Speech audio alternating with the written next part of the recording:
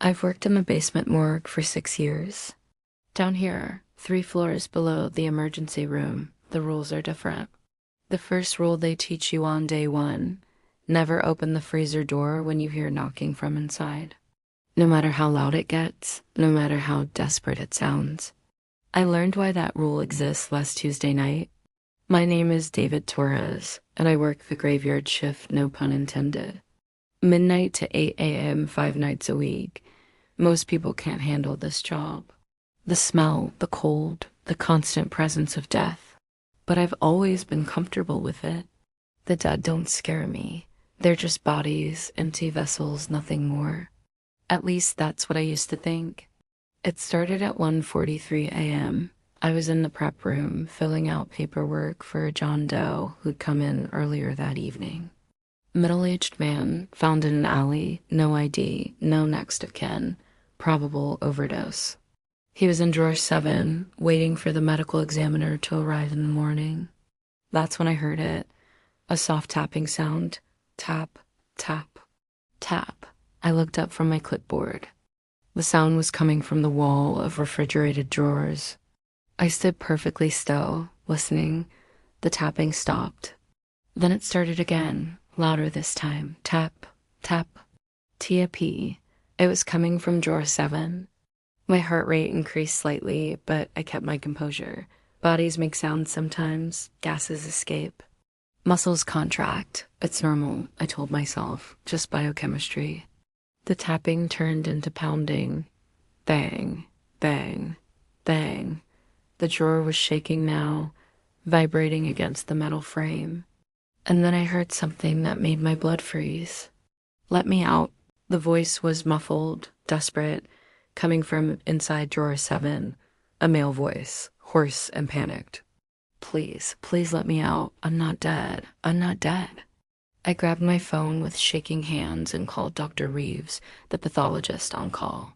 There's someone, I think someone's alive in the morgue. Which drawer? His voice was calm, professional. 7, John Doe from this evening. He's talking, screaming. He says he's not dead. There was a long pause. Too long. When Dr. Reeves finally spoke, his tone had changed. Lower, serious. David, listen to me very carefully. Do not open that drawer. Do you understand? No matter what you hear, do not open it. But if he's alive, he's not alive, David. Trust me. Stay in the prep room. I'm coming down. The line went dead. I stared at my phone, then at drawer 7. The pounding had stopped. Everything was quiet again. Then, softly, almost conversationally, the voice spoke again. David, is that your name? David Torres? How did it know my name? I've been waiting for you, David. We all have. Down here in the cold. In the dark. We've been waiting so long. Other drawers began to rattle. Not all of them. Just the occupied ones. Drawer 3. Drawer 9. Drawer 12. Drawer 15. 6 bodies in total, including John Doe. And now they were all making noise. Knocking. Pounding. Scratching at the metal from inside. Let us out, David. We're so cold. Please, we just want to go home. Open the door. David, just open the door. The voices overlapped, creating a horrible chorus of pleading and desperation. I backed against the far wall, my hands trembling. This wasn't possible. Bodies don't talk. Dead tissue doesn't move, doesn't think, doesn't speak. But they were speaking. Drawer 7 opened, not all the way. Just a crack, maybe 2 inches. I could see darkness inside and something pale. A hand, fingers curling around the edge of the drawer, pulling it wider. Don't you want to see me, David? Don't you want to help me? The fluorescent lights began to flicker. In the strabbing light, I saw him. John Doe was sitting up inside the drawer, his body twisted at an unnatural angle. His skin was gray and mottled with lividity. His eyes were open, but they weren't eyes anymore. Just dark, empty sockets that somehow still managed to see me. You left me in the cold, he said. His jaw didn't move properly when he spoke. It hung loose, dislocated. You put me in a box and left me in the cold. Do you know what that's like? To wake up in the dark, in the cold, trapped. You're not awake, I whispered. You're dead, you're dead. Am I? He smiled, revealing teeth stained with something dark. Then why am I talking to you? The other drawers were opening now, one by one. Slow and deliberate. I could see movement inside each one. Bodies sitting up, turning their heads toward me. An elderly woman in drawer 3. Her throat had been cut, the wound still gaping and bloodless. A teenage boy in drawer 9. Motorcycle accident. His face was crushed on one side. A young woman in drawer 12. Overdose. Her lips were blue, foam dried at the corners of her mouth. They all looked at me with dead eyes, and they all spoke in unison. Let us out, David.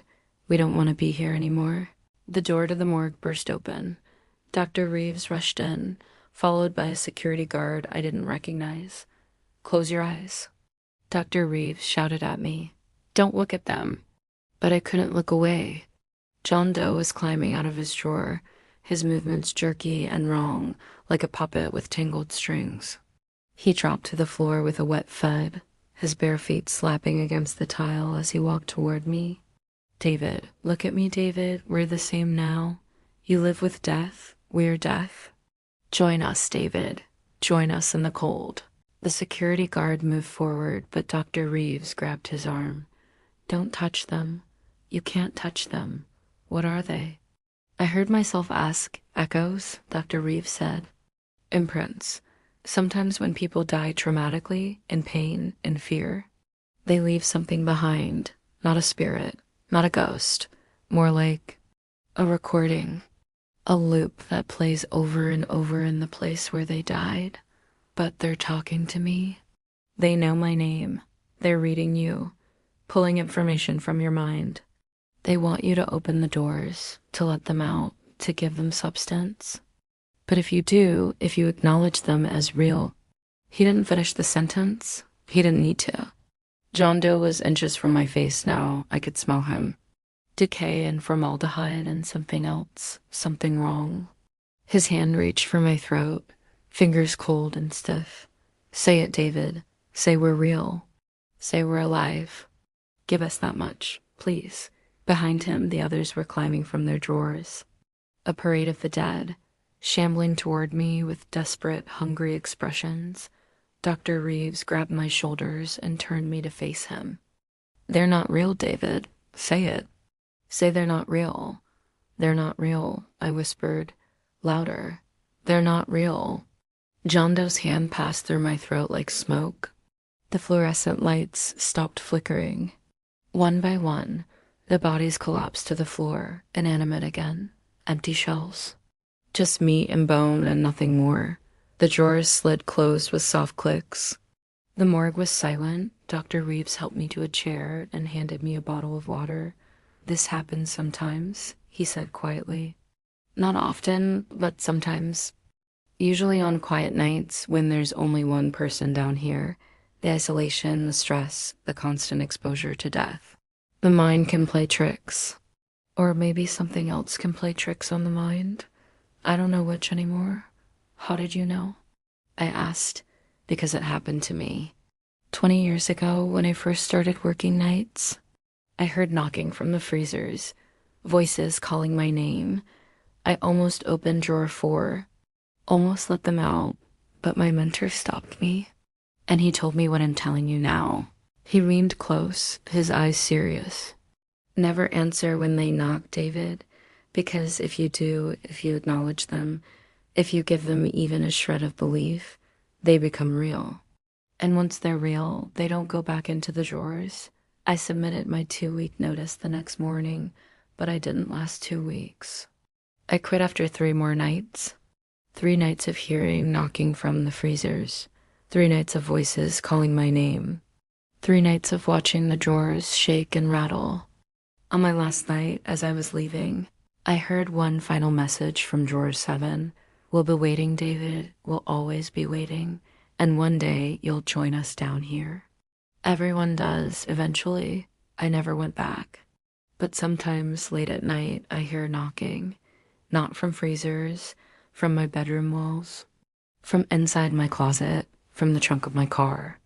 And I remember Dr. Reeves's words, never answer when they knock, because some doors, once opened, can never be closed again.